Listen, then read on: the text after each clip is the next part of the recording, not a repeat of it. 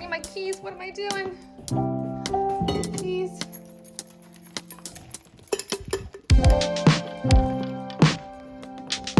Backpacks. Let's go, go. You open it?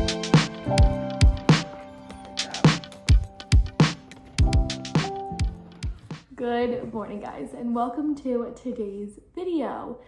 I just went ahead and dropped the boys off at school, and while I have the time that they're out of the house, I wanted to sit down and give you guys the rundown on how it has gone dropping the boys a nap. I've mentioned it a bunch over my last few videos how we did go ahead and drop the boys nap, and so I wanted to give you guys a full rundown of how that went for us and kind of the warning signs that the boys were ready to drop their nap and just how the experience has gone overall in our household. We are just about 2 weeks into having no naps, and so I feel like the boys are fully transitioned out of that, and I really just wanted to run through the whole thing with you guys and share my experience with it. So if you guys are familiar with any of my postpartum update videos or even a number of Q&As that I have done in the past, I have mentioned how one of the biggest triggers for me in, I would say, the first year to year and a half of the boys' life with my postpartum anxiety was their sleep. It was something that my life literally revolved around, and it was just a huge trigger for me. Thankfully, I think around 6 to 8 months of the boys' lives is when I got myself into some therapy and really worked through that sleep trigger, and I was really able to unpack it and kind of overcome it. And I would say within the last year it hasn't been all that much. I still have my days where their sleep or lack thereof triggers me, but since transitioning out of the boys' nap, that has gone pretty much away and it's gotten so much better. So before we jump into me explaining how the boys' nap transition went, I want to give a big thank you to BetterHelp for sponsoring this portion of today's video. I would not be where I am today in motherhood if it wasn't for therapy in those crucial months where my postpartum anxiety really was taking over. And I think therapy is critical for everyone, and mental health isn't something that should be taken lightly or dismissed. It should always be worked on. And even if you think you don't need therapy, therapy can always be used. So thank you to BetterHelp for sponsoring this portion of today's video. I have worked with them in the past, and I'm so grateful to have the opportunity to work with them yet again. If you guys are unfamiliar with what BetterHelp is a therapy network that is 100% online. When you do go ahead and join BetterHelp, you are entering a network of 30,000 plus certified and licensed therapists who work in a range of areas and can assist in many different areas of mental health. Getting started on BetterHelp is extremely easy. All you have to do is answer a few questions about yourself and what you are looking to get out of your experience with therapy, and they will pair you with a licensed therapist. Now, if you ever feel like the therapist that you've been paired with is just not a perfect fit for you, it is extremely easy to go ahead and switch that therapist so you can find the perfect fit for you in your situation and you can work on your mental health. So BetterHelp is the largest online network of therapy. You can talk to your therapist however you see fit, whether that's via phone call, texting or chatting, or even video call. And your therapist is available to you basically 24/7 through the online chat services. You can message your therapist at any point in the day and await a response from them, but you also can carve out time aside from that and set up video calls with your therapist. One of the things that is amazing is that BetterHelp makes therapy more convenient to you as the person who is seeking that therapy. So you really are able to chat with your therapist whenever it is convenient for you. That's what I like about it, being a stay-at-home mom. It is so easy to access therapy when it's convenient for me around my children's schedule. I don't have to feel like therapy is a chore to do. It's just very easily accessible. With BetterHelp, you get the same professionalism and quality that you'd expect with in-person or in-office visits, but it's a much more flexible way to access therapy, and it is more affordable. Now you can get 10% off your first month with BetterHelp using my link in the description box down below. That link is BetterHelp, that's HELP. betterhelp.com/Jenstone, JENSTONE, my name. That link will be down in the description box for you to get 10% off your first month of therapy through BetterHelp. All the information you need to get started with BetterHelp will be in the description box down below, and that link that you can sign up directly through to start your therapy through BetterHelp. So thank you to BetterHelp for sponsoring this portion of today's video. I'm so grateful to be working with you because what you do is so essential and necessary to a lot of people's lives. So thank you to BetterHelp. And let's get back into what I was talking about, which was my experience in dropping the boys' naps. So for me, I always dreaded dropping the boys' naps. I thought that it was going to mean I had a lot less time to myself in a day. It definitely has been an adjustment, and it is a different schedule. For us, our days look a lot different than when the boys did nap. But I would say, I would say 6 months, maybe even closer to 8 months. There was a point where putting them down for naps and beds had become such an unpleasant thing and an unpleasant chore for me to do, and I dreaded nap time and bedtime instead of it getting to be this point in time where I was able to clock out as a mom in some degree and relax a little bit. It was so difficult. I would put the boys down for their nap when they weren't in school around 12:30, and it would take upwards of an hour for them to fall asleep. Even when they did go to school in the day, they would get home between 12:45 and 1, and I would put them down by 1, and you would think that they would be more tired because they're going down later. It would still take them upwards of an hour or even longer to fall asleep for that nap. And for me, I had found previously that 3 o'clock was a sweet spot for me to make sure that they were up for the later half of the day to ensure that they went down to bed super easy. But even with waking them up by 3, which if I put them down for a nap at 1 and I didn't fall asleep until 2 o'clock or, later, they were getting a very, very cut off short nap. I found that even waking them up at 3, sometimes 3:15, their bedtime was getting pushed so far back, and it was like they weren't even ready to go to bed when I put them to bed. And I would put them to bed around 7 o'clock. And even if I put them to bed at 7:30, sometimes even 8, they weren't falling asleep until close to 9 p.m. But then waking up the next day at 6:30, 6:45, 7 o'clock. I was finding that on the days that we were busy and they weren't going down for a nap, it was definitely a lot easier to get them to go down to bed. And they were falling asleep earlier, closer to 8, and still sleeping until 7 o'clock. So no matter what time I put them to bed at the end of the day, and no matter what time they eventually fell asleep, they were still waking up at 7 o'clock. It wasn't like they were taking until 9 o'clock to fall asleep and then they were sleeping in until 8 o'clock every day. It seemed like their sleep was so broken and disruptive. And I also found that second part of the day, when I was waking them up from a short nap or forcing them to get up because I didn't want them to sleep longer, they were so unruly and unmanageable. It was like the nap didn't even do anything and wasn't even helping in any way. So it just so happened that last week we were busy Wednesday, Thursday, Friday, Saturday, Sunday. Those 5 days, we just so happened to be busy and never got around to getting them down for a nap. And when I tell you bedtime was the simplest task of the entire day, they were falling asleep in 10 minutes flat. It went from 2 hours fighting them to go down. I had started to get back a lot of that horrible anxiety that I felt earlier on in the boys' lives, where it almost filled me. It did fill me with rage, and I didn't understand why I was getting so angry. But I came to the conclusion that I was so overstimulated at that point in the day to then have to deal with a 2-hour bedtime battle of me having to go in their room 3, 4, 5 times to try to settle them back down. They would go absolutely insane in their room, and it was like they were filled with so much energy. And now they're not in cribs anymore, they're in toddler beds. They were going into one another's beds, wrestling, hitting each other, throwing their toys around, going through their drawers, just not having an easy time relaxing and settling down for bed.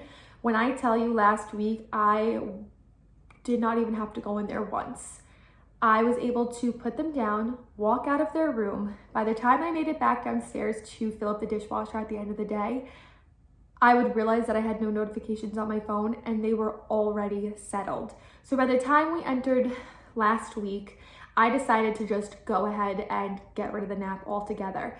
And there has not been one night since last Wednesday that they have stayed up past 7:30. They are falling asleep so easily, sleeping so restfully throughout the night, no real wake ups or like unsettled moments. They're falling asleep and staying asleep until 7:30 the next day. So they're getting a full 12 hours of sleep now instead of a broken nap and a broken night's sleep where it's only 10, maybe 9 hours a night. And I see such a difference in them. I was so nervous that the days would be unmanageable. The one thing that is an adjustment is adjusting my schedule now to their new schedule and figuring out when I'm going to have lunch and when I'm going to do the chores and things that I normally would do when they were down for a nap, which I have been able to figure that out. They're definitely still seeming a little sleepy in the afternoon, and I'll typically put on a show and we'll all lay on the couch together, but they're not falling asleep. And even on Saturday, I was shocked. They didn't nap all day on Saturday, and we drove to Harris's sister's house around 4:30 and they did not fall asleep in the car. And even driving home that night, I thought they would fall asleep in the car on the way home just because they would be so exhausted, but they didn't, and they made it home and they made it in their bed and fell asleep in like 6 minutes flat. So I could just tell with how difficult it was to get them to go down for a nap and to get them to go down for bedtime.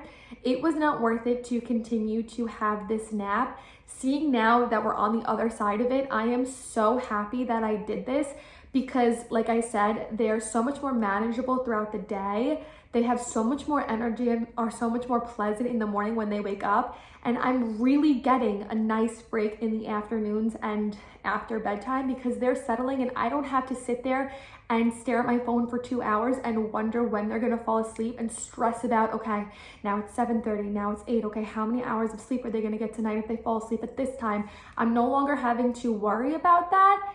And it has just given me the ability to take a nice deep breath at the end of the day and really relax and not have to worry about it. So the boys are almost 3.5 if you guys are wondering what their age is. I did plan on dropping their nap this summer, but it just happened so organically over the last few weeks that there really was no point going back to it. Of course, it's going to be situational, and if we wind up leaving in the middle of the day one day and they do fall asleep in the car, that's not the end of the world. It does give our schedule a bit more flexibility because I'm not trying to plan around this horrible nap situation that we were dealing with, and it gives us more freedom to go out and do things that we want to do throughout the day. So I'm really happy that we made this transition to no nap. So if you have a 3.5, 4-year-old and you are questioning it yourself if it's time to go ahead and drop their nap, look for the warning signs of, are they falling asleep for their nap easily? Are they getting a full nap when they do fall asleep? Is bedtime a battle, or are they settling super easily for bedtime?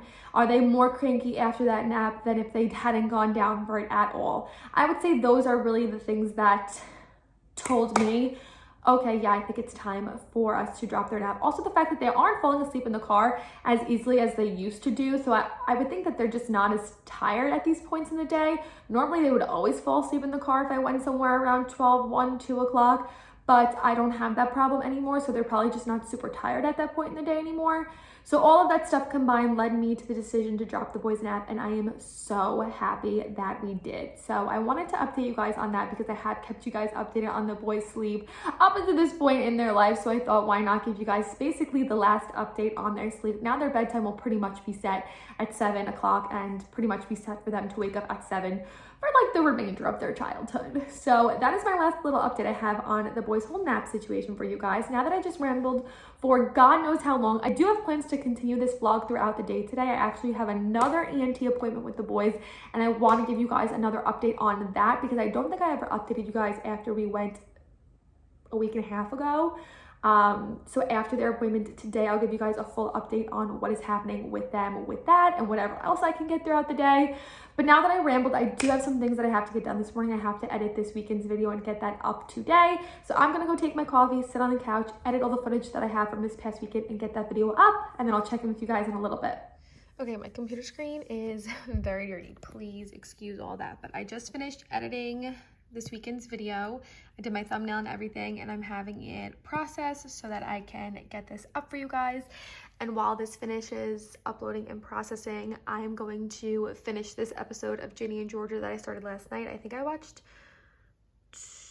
2 last night. I started Ginny and Georgia on Friday. My sister recommended it to me and I put it off, but I was just looking for something easy to watch, and by the end of the first episode I was completely invested in it.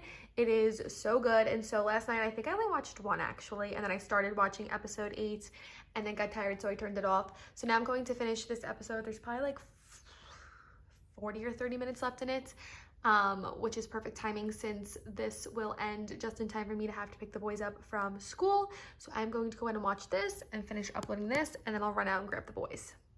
All right, I decided to go ahead and make myself some lunch to eat while I watch this episode of Ginny and Georgia. Like I mentioned, the one thing that I'm still navigating with dropping the boys' nap is when to go ahead and eat my lunch, since I used to eat lunch around 1 o'clock once the boys were down for their nap. But I've been either having lunch earlier in the day, like I am today, since we also have a doctor's appointment to run to. It just kind of depends on our schedule, whether I decide to eat while they're at school or I decide to wait and make myself lunch while we're home. Like I mentioned, some days when the boys are tired, I'll put on a TV show and they'll lay on the couch, and then I'll sneak away and make my lunch then, or make my lunch and give them a snack so that they don't want to eat my lunch.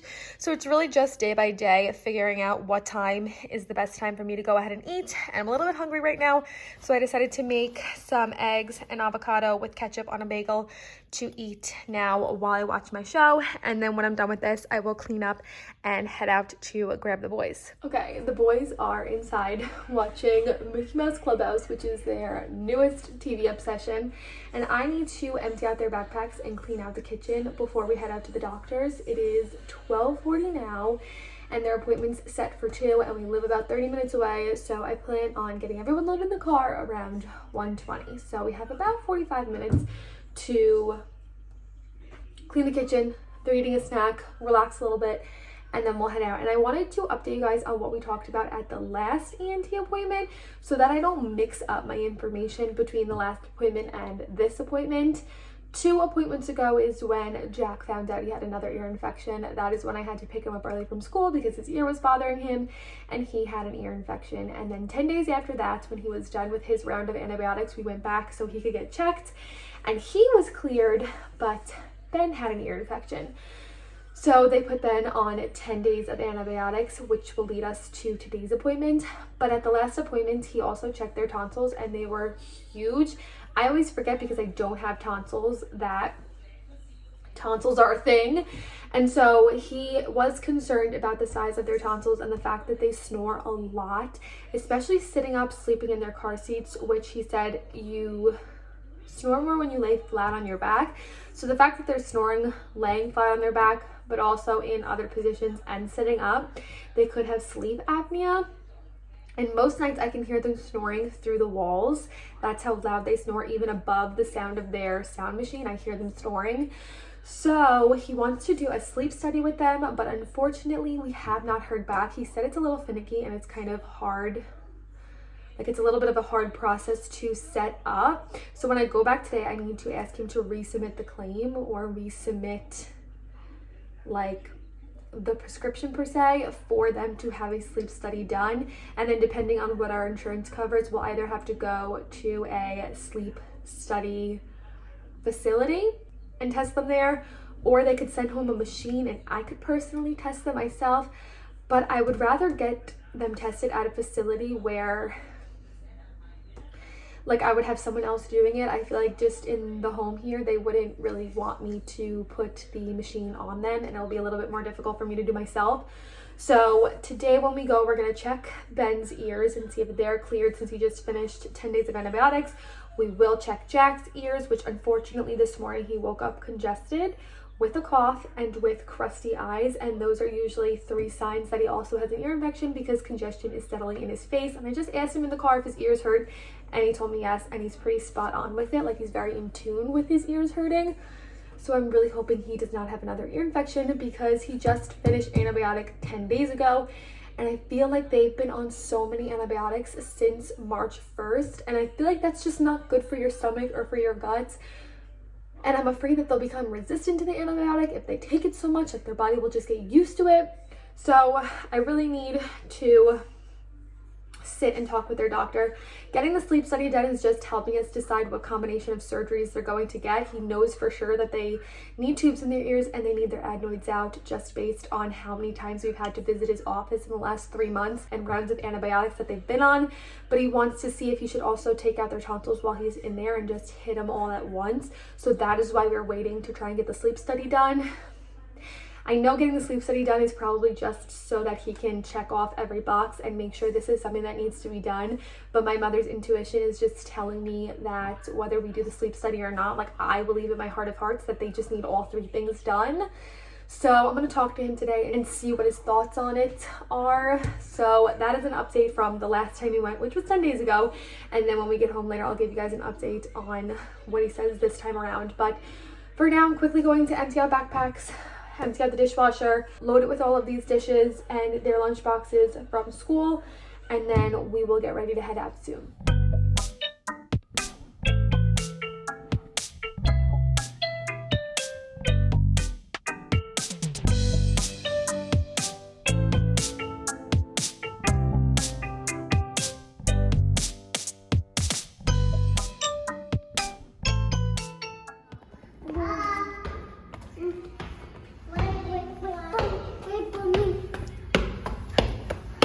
Oi, stop on your feet.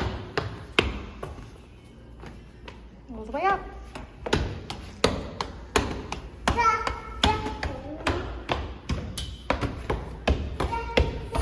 Hey guys, it is now the next day and I just got home from dropping the boys off at school.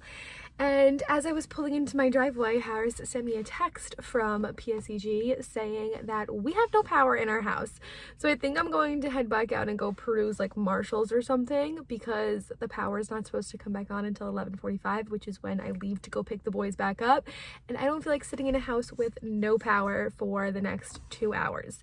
So before I head back out, I figured I would close out today's video. Yesterday when we got home from the doctor, it was already after 3 o'clock. And then of course I let the afternoon get away from me, and I never wound up updating you guys on what the ENT said this time around. So thankfully both boys are ear infection clear. I was really nervous that we were going to go back in there yesterday and Jack was going to have an ear infection because he was pretty congested, but the ENT told me he just has some residual like dry fluid around his eardrum that may be causing him some discomfort, and the body needs to reabsorb that. So I'm really hoping that that doesn't turn back into an ear infection.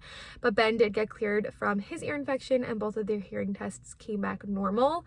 So he doesn't want to see us back for at least 3 weeks, as long as nothing else shows up and Jack doesn't wind up developing an ear infection. And in this 3-week time, I really need to hound the sleep facility to get the boys in for their sleep study. So actually maybe I will go ahead and call them today while I need to kill some time and try and get those appointments set up.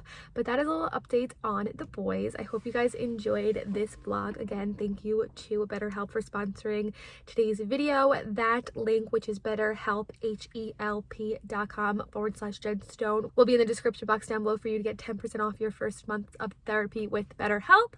I hope you guys enjoyed today's video, and with that being said, I'll see you guys in my next one. Bye guys.